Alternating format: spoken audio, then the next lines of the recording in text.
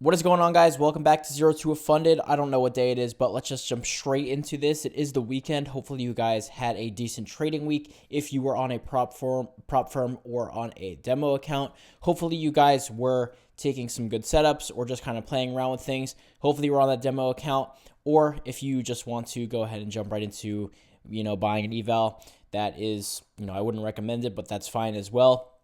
But today we're going to be talking about one of the most important things in trading if you want to be successful in it, and that is risk management. Now, obviously, without risk management, there is going to be a lot of problems. Risk management is exactly what it sounds like, and it is basically how you can manage your risk so that you are not blowing your account in one trade or two trades.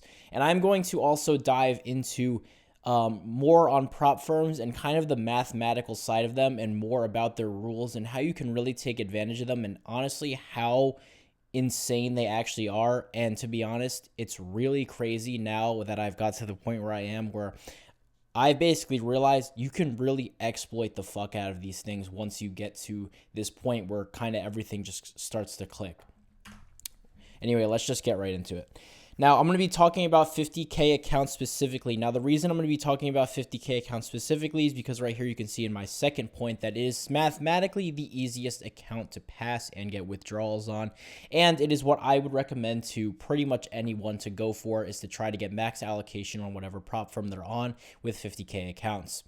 Now, this is exactly how I trade, by the way. My ideal max loss, or my max loss per trade, is $320. On any given trade, I will never lose more than $320. Usually it's less than that. That is the maximum that I will lose, depending on the setup that I take. And tomorrow, I'm going to be diving into my strategy more, so stay tuned for that. Now, the 50K account is mathematically the easiest account to pass and get withdrawals on for this reason. Now, there is something called the profit target to trailing drawdown ratio that I've kind of made up. Now, the profit target on an eval account is $3,000 on a 50K account.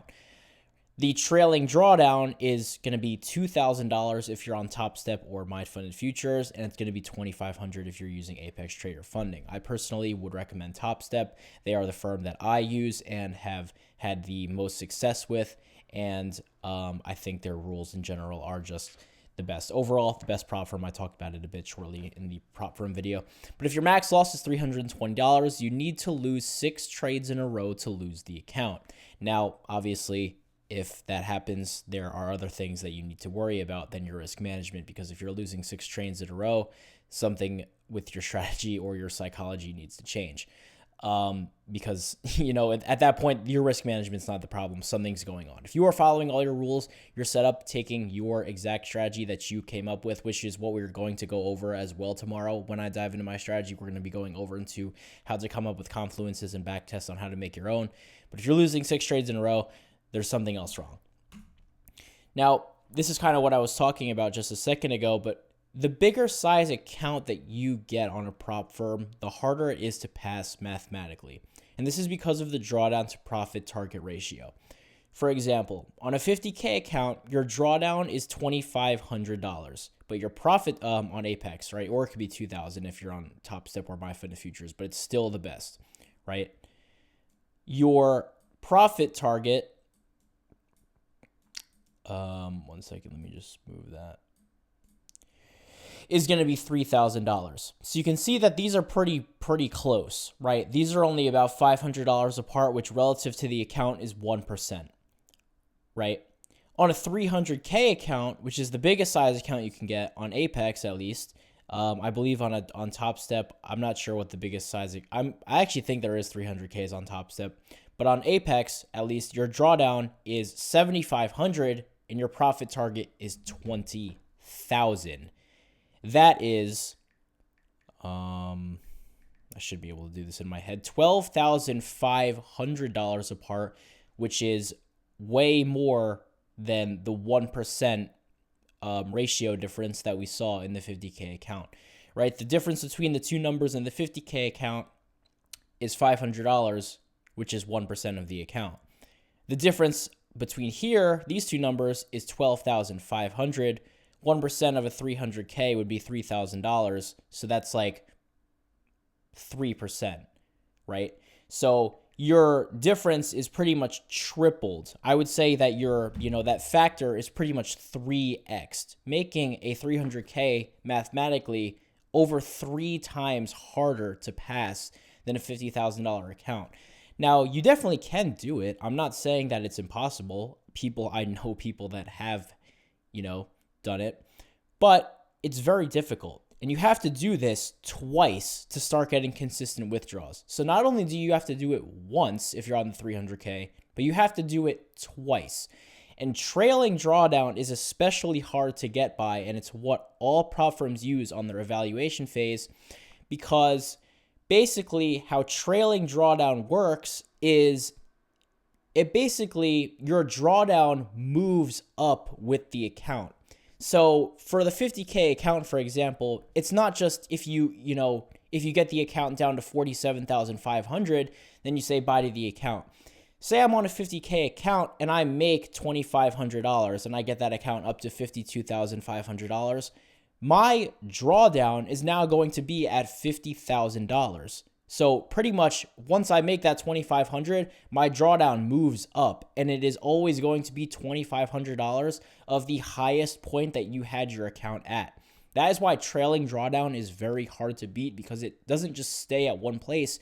It follows you up as your profit moves up, so does your drawdown, right? And that's why it's called trailing, because it follows your profit as it moves. Once you get past a certain point on the live account, let's say these are them, right? You get to a certain point on your live account, boom, then your trailing drawdown kind of holds and stays there. But once you're on the eval, and for the first part, the beginning stages of your live account, if you get to it, you're going to have that trailing drawdown. And it's going to be especially hard if you are on a bigger account. That is why I really preach that having multiple 50K accounts is the easiest to get to that point where you're getting consistent withdrawals. Once you get to this point where you've done this kind of thing twice and you're getting consistent withdrawals, it's very easy to snowball from there. But getting to that actual point is very difficult. And the reason that they do this is because this is their business model, right? This is pretty much how they make money. If they didn't have these rules in place, it would be a lot easier for people to get their hands on these accounts and be able to get paid out of them. And then obviously these companies aren't going to be able to make any money, right? They profit off of people failing the accounts, whether that be paying for the evals, then blowing them, paying for the evals, passing them, paying the activation fee, and then blowing them. I've done it all. Pretty much every profitable trader that trades prop firms has done all of that. And that's how these businesses make money. So they have to have these rules in place and make it very difficult for us to get to the point where we're taking withdrawals, because otherwise they wouldn't make any money. But at the end of the day, I do think prop firms are a win-win for everybody, and they are very good because you can exploit them once you get to the point where you're profitable. Now, that is going to take a very long time, but once you do, it's really actually not that hard. And you can take serious advantage of them. One of my close friends has personally made over $1 million trading prop firms, and it's just insane. I mean, I hope to get to that level one day, but pretty much your goal as a prop trader, guys. Now, I'm going to be teaching you how to be a prop firm trader, right? Your goal as a prop trader is to build enough capital from these prop firms to actually start your own account, right? That's my goal right now. That's what I'm working towards. Right now, I'm probably, working to make over 100K worth of payouts and then go ahead and open up my own account so that I have $100,000 of my own liquid cash in my own account that I can trade with. Now, this is beneficial because there are no rules. I have no trailing drawdown. I have no maximum SL. I can withdraw every single day if I wanted to. I can pretty much trade however I want. Now, obviously, that comes with a lot of, freedom, and you need to be very disciplined once you get to that point. But once you get to that point, that's what you ultimately want to do. That's your first goal, okay? That's the main goal. Main focus should be to say, okay, I just want to be trading on prop firms to make enough capital to open up my own account. So that's, what pretty much everyone is trying to do. Your goals kind of slower or more, in the more foreseeable future are to get max allocation and scale up slowly as you build your accounts. Right? I said in my last slide that scaling comes in having multiple accounts, not scaling up position size. You can actually scale up your position size very slowly once you start to build them and you have a plan for them.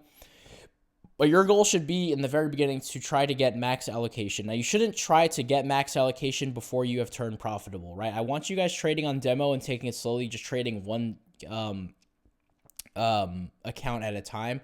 Pretty much what I did was wait till I started to get some payouts from just like one account, and then I went ahead and got two. Then I started getting some payouts from two accounts. Then I went for five. Then I'm getting now I'm on all of these, trading on all of these accounts, right? Group trading 5 accounts. So you're going to want to try to get max allocation. On Apex, it's 20 accounts. Now, that is very insane. Now, I will just say I don't think that is the one really big pro about Apex, is that they let you have 20 accounts. On Top Step, you can only have 5, but you can actually make up to 40K per month with 550K Top Step accounts. Now, that is assuming you pretty much have a green day every single day, meet every single rule to a T, and take a max payout every time. So you probably won't be able to make 40K per month with 550K Top Step accounts, just because there is a cap on the payout amount and just the rules. But you could easily do over 30K per month with 550K Top Step accounts. Just mathematically, 40K per month with 5 is the most that you can make. But I would say, I know people personally that do 25 to 30K per month with 550K accounts. And, 25 to 30K per month, just kind of clicking some buttons on your computer for an hour to an hour and a half every morning.